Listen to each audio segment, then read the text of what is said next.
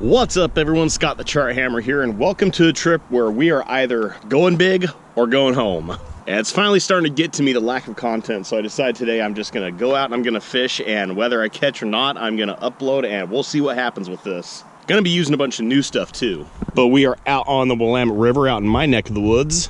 And being that it's now November, I'm going for sturgeon. So we're gonna go over this new rig and what the strategy is here. But before we do, if you haven't already, go ahead, hit that subscribe button down there, notify bell next to it, so you're gonna be the first to see all the great content that's gonna come from this channel. And I gotta give a big thank you to each and every name scrolling up to my right here. These are my shout outs. List is really long because like I said, the content rate has really gone down, but finally making some more videos for you guys. So thank you guys so much for subscribing to the channel. I can't do this without you guys. That is exactly what I'm hoping for. Get a lot of that boat bite. Yep, you saw me. There you go, guys. That's a fish. There you go, guys. That's unreal! Oh, this is such an awesome looking fish. Oh, yeah! All right, guys, check that out.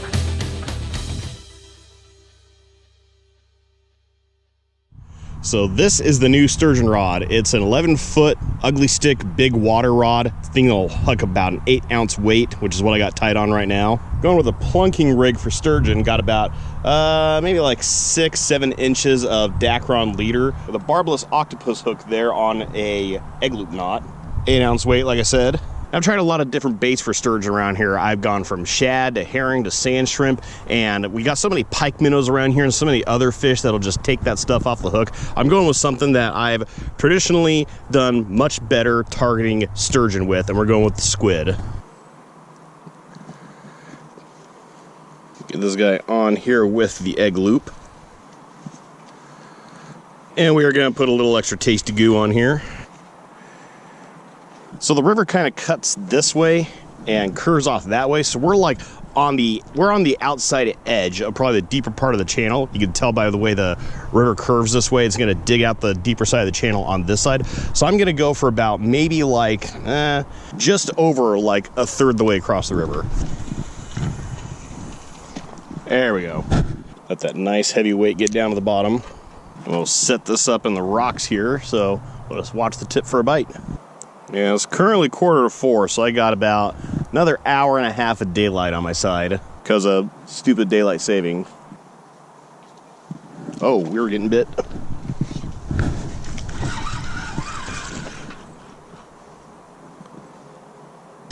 Let's take a look. So I'm pretty sure we are going to be sans a squid.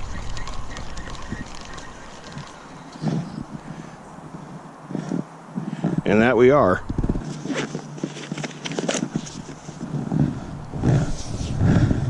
Well, that's just a little bit embarrassing. As you guys can see, I'm in a new spot because after I pulled up my line at the last one, trying to see if I lost all my squid, which I did, I also lost my leader and didn't bring any with me, so I had to make a stop at the old Sportsman's Warehouse to grab some. It's all right, it gave me a chance to pick up some new weights too. Moral of the story is I'm so far out of practice, I did not make sure I had absolutely everything I needed with me before I left the house. But new 30-pound line, new 8-ounce weights, we are back up to full power out here. Now I did promise in a post that I was gonna do a video from last weekend. Myself and Boneyard Bassin and PDX Fishing got together and we did a just gentlemanly 2 versus 2 boat fishing bass tournament. If you guys want to see that footage, I'll put it at the end of this video. So stay tuned for that if you want to see that. I did not have enough content to make a whole video off of it though. But hopefully moving will work out here because as you can see, I've got a lot easier spot to land a sturgeon should I catch one.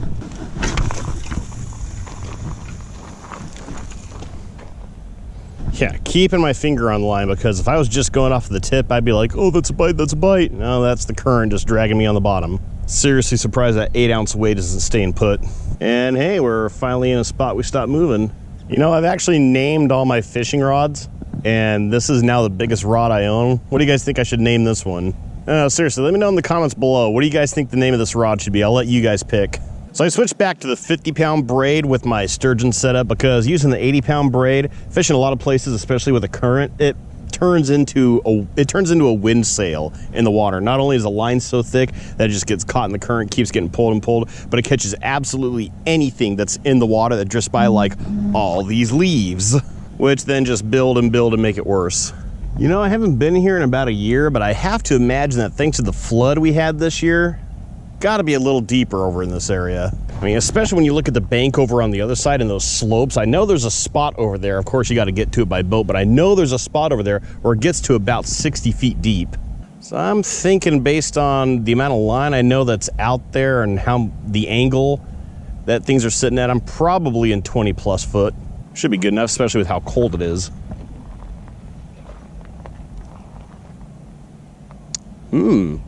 That looked like a very young carp that just jumped out there. Yeah, what pisses me off the most about leaving the first spot was I know I got bit, especially when you pull everything out and you see you're missing your squid, you're missing your bait. Knew that was from fish biting. Don't know what it was, but it was definitely something there. Forgot something, had to make the call to run back into town, grab the stuff, and would have taken a lot longer to get back out to that spot versus just coming here. Seen a couple of carp feed off the surface over here, just seeing their little mouths come up. Well, we might not be catching fish, but at least we get a look at that. I'm pretty sure it's time to call it. But as promised, here's the footage from the bass fishing tournament. We'll start fishing, buddy.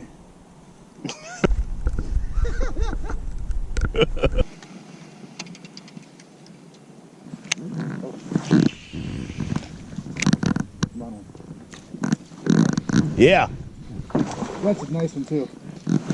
In the boat. Woo! I'm gonna guess 2. We's on the board. On the board, buddy. So yeah, in case you guys were wondering, that's pretty much how it's been for this channel for the last couple of weeks. You know, if it's not one thing, it's the other, and then the thing it wasn't.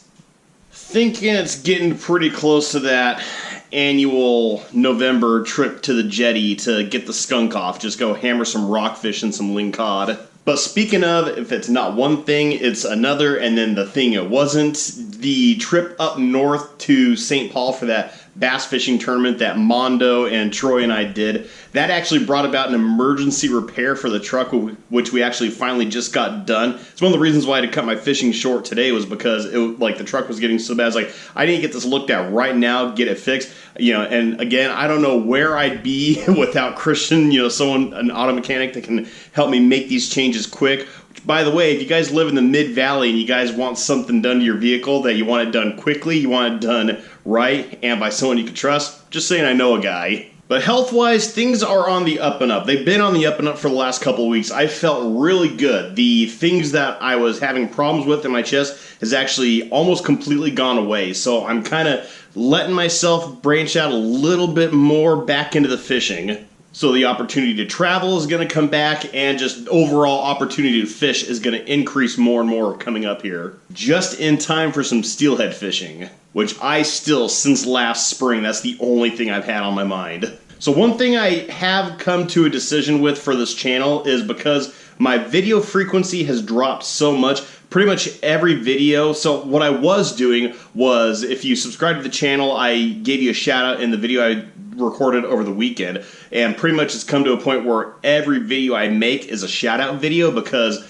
I only get to make like one video every couple of weeks now. So I'm actually gonna stop doing the shout outs. I know I said in the shout outs I'm never gonna stop saying thank you. I'm never gonna stop showing gratitude for all the subscribers, everyone that supports this channel just by clicking a button. You have no idea how much it means to me. But as you saw from the list at the start of this video, it's gonna get ridiculous. So I'll just say once and for all, thank you all so much for subscribing to the channel. I really can't do this without you guys. But let me know what you guys thought down in the comments below. It's pretty much winter fishing from here on out, and we're ready for winter fishing over on this end. I mean, it's going to bring some new and some unique opportunities to this channel. If you guys don't want to miss the awesome winter fishing we're going to be doing, hey, hit that subscribe button down there and the notify bell next to it, so you're going to be first to see all the great content that's going to come from this channel. I promise you guys are going to be seeing a lot more of me from here on out. You know, things that got in the way are starting to mellow out. So I'll just say thank you guys so much for watching, and as always, tips up, tight lines, and have fun fishing.